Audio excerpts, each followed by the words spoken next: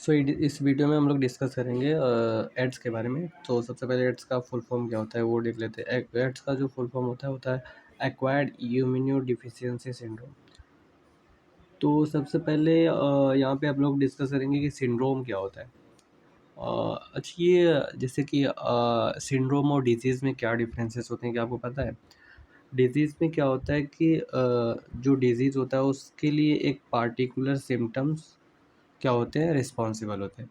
But syndrome में क्या होता है कि जब किसी पर्सन में सिंड्रोम होता है तो उसमें क्या होता है कि कई सारे डिजीज़ के सिम्टम्स क्या होते हैं, दिखने लगते हैं, ठीक है। और डिजीज़ में क्या होता है कि जो डिजीज़ होगा उस पार्टिकुलर पर्सन में उसी डिजीज़ से रिलेटेड क्या होंगे, सिम्टम्स होंगे। बट सिंड्रोम में क्या होता है कि पार्टिकुलर डिजीज़ से रिलेटेड सिम्टम्स तो नहीं होंगे। उसमें क्या होगा कि डिफरेंट टाइप की डिजीज़ से रिलेटेड सिम्टम्स होंगे। मतलब कि ऐसा लगेगा कि आपकी बॉडी में डिफरेंट टाइप के डिजीज़ हो गए। तो ऐसे सिम्टम्स शो होंगे कि आपकी एक ही बॉडी में कई डिफरेंट टाइप के डिजीज़ क्या हो रहे हैं, ठीक है।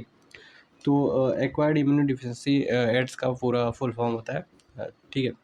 जो अब अच्छा, ये जो एड्स होता है ये सबसे पहले हमारी बॉडी में अटैक किस सिस्टम पे करता है? मतलब कि जो एड्स होता है ये हमारी बॉडी में इंटर करता है, उसके बाद क्या करता है, ये सेल मेडिएटेड इम्यून सिस्टम पे अटैक करता है, ठीक है।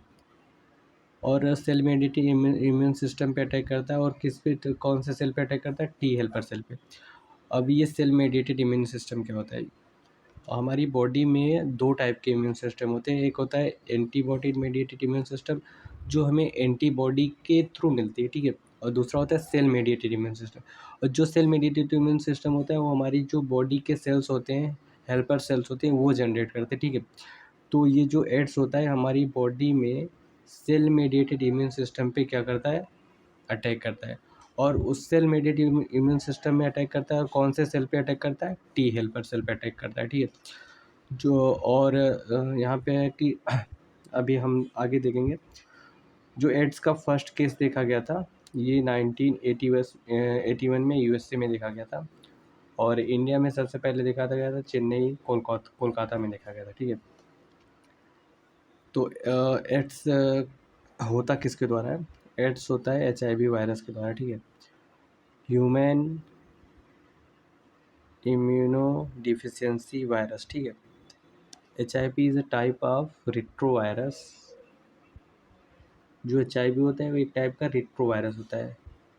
अच्छा, अभी आप कमेंट्स में बताइए कि ये रिट्रोवायरस क्यों बोलते हैं इसको? रिट्रोवायरस को इसलिए बोलते हैं क्योंकि इसका जो जेनेटिक मटेरियल होता है वो आरएनए होता है, ठीक है। Because it have RNA genome, ठीक है। क्योंकि इसके पास जो जेनेटिक मटेरियल होता है आरएनए होता है, and RNA genome get converted into DNA. और जो आरएनए जीनोम होता है वो जब होस्ट सेल में इंटर करता है तो वो क्या करता है, डीएनए में कन्वर्ट हो जाता है with the enzyme reverse transcriptase. जो वहाँ पे कौन सी एंजाइम कार्य करती है, रिवर्स ट्रांसक्रिप्टेज एंजाइम कार्य करती है, ठीक है। रिवर्स ट्रांसक्रिप्टेज एंजाइम जब वर्क करती है तो क्या करता है कि ट्रांसक्रिप्शन प्रोसेस जो होता है वो रिवर्स हो जाता है, जिससे क्या होता है कि जब आरएनए से डीएनए बनता है तो वहाँ से ट्रांसक्रिप्शन होता है। बट जब जब डीएनए से आरएनए बनता है तो वहाँ पे ट्रांसक्रिप्शन होता है।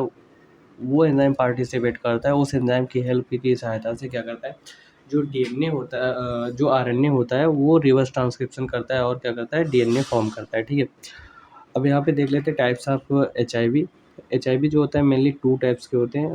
The first is HIV type 1 and second is HIV type 2, ठीक है। एचआईवी टाइप 1 जो होता है ये मोस्ट कॉमन टाइप का डिजीज़ होता है, सिंड्रोम होता है, वायरस होता है, ठीक है। और एचआईवी जो टाइप सेकेंड होता है ये बहुत रेयर होता है, जो कि वहाँ पे मतलब साउथ अफ्रीका में पाया जाता है या फिर अफ्रीका में पाया जाता है, ठीक है। जो एचआईवी टाइप फर्स्ट होता है ये मेनली कॉमन टाइप का एचआईवी वायरस होता है, और जो सेकंड होता है ये मेनली रेयर होता है, जो अफ्रीका में पाया जाता है, ठीक है। अफ्रीका के लोगों में जो होता है एचआईवी वहाँ पे होता है, ठीक है। डिस्कस करेंगे स्ट्रक्चर ऑफ एचआईवी। देख लेते हैं एचआईवी का स्ट्रक्चर क्या होता है।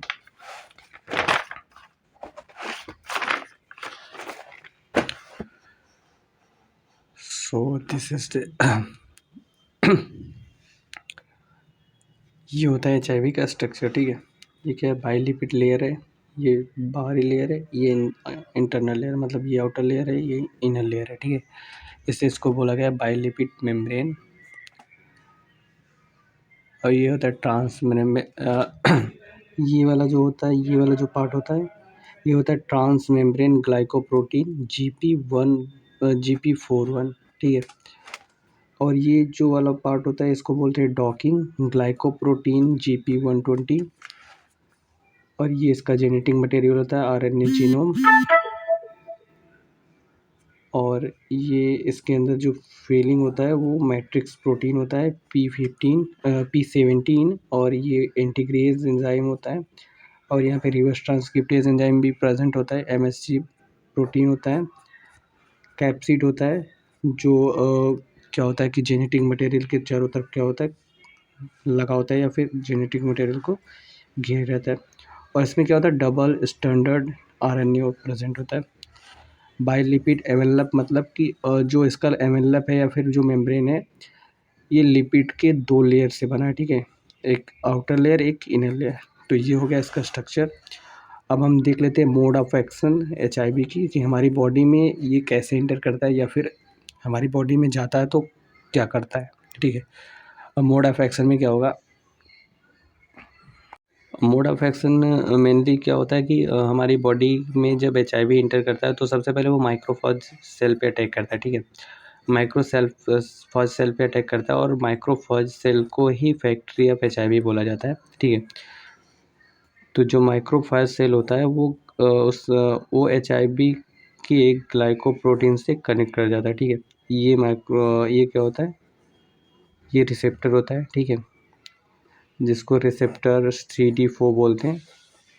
इससे क्या होता है कि ग्लाइकोप्रोटीन 120 क्या करता है, अटैच करता है। अब वायरस अटैच कर गया माइक्रोफॉज सेल से, ठीक है। माइक्रोफॉज सेल जो है उसके अंदर वायरस का जेनेटिक मटेरियल आ गया और उसी के माइक्रोफॉज सेल के अंदर वायरस के अंदर जो रिवर्स ट्रांसक्रिप्टेज एंजाइम था उसकी हेल्प की सहायता से माइक्रोफॉज सेल में क्या हुआ, रिवर्स ट्रांसक्रिप्शन प्रोसेस हुआ, ठीक है। अब ये रिवर्स ट्रांसक्रिप्शन प्रोसेस करता है डीएनए, आरएनए से क्या करता है, डीएनए फॉर्म करता है।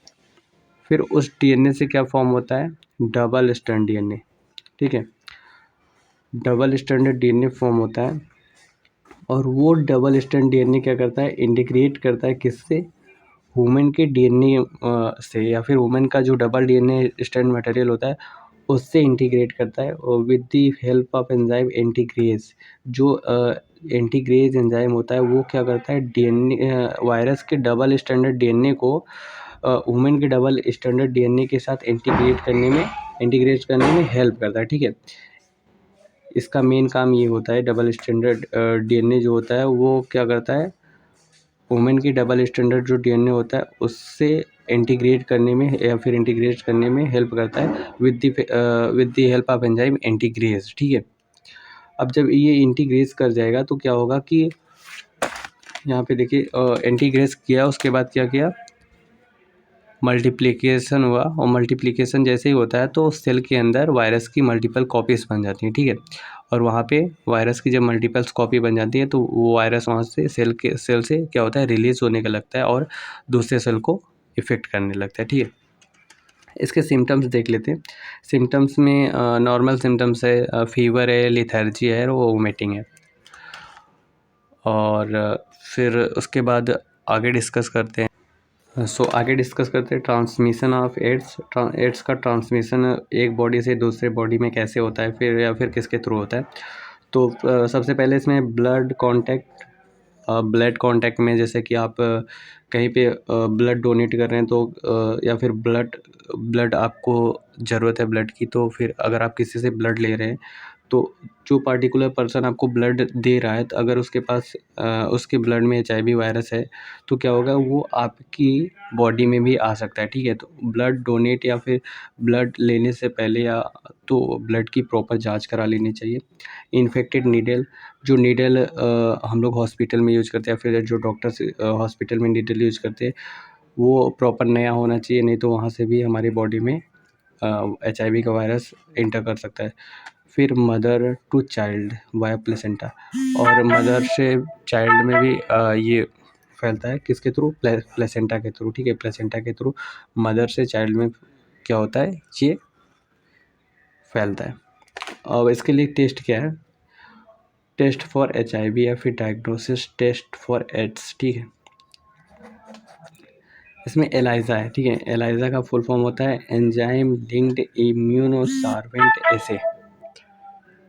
इसमें क्या होता है, एंटीजन एंटीबॉडी का डिटेक्शन होता है, उसके बाद इस पीसीआर से भी आप टेस्ट कर सकते हैं। और इसका जो कन्फर्मेटरी टेस्ट होता है वो वेस्टर्न ब्लॉटिंग होता है, ठीक है। एचआईवी के लिए जो कन्फर्मेटरी टेस्ट होता है वो वेस्टर्न ब्लॉटिंग होता है। अभी आगे क्या है कि एचआईवी का ट्रीटमेंट है शायद, ठीक है। यहाँ पे cure drugs for cure of HIV, तो यहाँ पे कुछ थेरेपीज़ हैं। एआरटी यूजिंग थेरेपी में पहला है एआरटी, एंटी रिट्रोल थेरेपी। उसके बाद कुछ मेडिसिन हैं जैसे कि एजिनोथायमिडीन और जीडोवाइडिन, ठीक है। ये क्या है, मेडिसिन हैं जो क्योर के लिए यूज की जाती हैं, लेकिन अभी प्रॉपर क्योर इनका मतलब प्रॉपर मेडिसिन नहीं आया है कि जो एकदम से एचआईवी को ख़त्म कर सके। बट अभी मेडिसिन चल रहा है, बस एचआईवी को कम किया जा सकता है, फिर हमारी बॉडी में एक हद तक रोका जा सकता है। कुछ ऑर्गेनाइजेशन है जो एचआईवी के कंट्रोल में अभी काम कर रही हैं, जिसमें एक है नेको, नेशनल एड्स कंट्रोल ऑर्गेनाइजेशन। और जो एड्स डे है ये सेलिब्रेट किया जाता है 1 दिसंबर को। और एक ऑर्गेनाइजेशन है क्या जो एड्स पे अभी रिसर्च कर रही है, national ads research institute of Pune, ठीक है। तो ये हमारा कुछ ओवरव्यू था या फिर थोड़ा सा टॉपिक था किसके बारे में, एड्स के बारे में। होप आपको समझ में आया होगा। Thank you.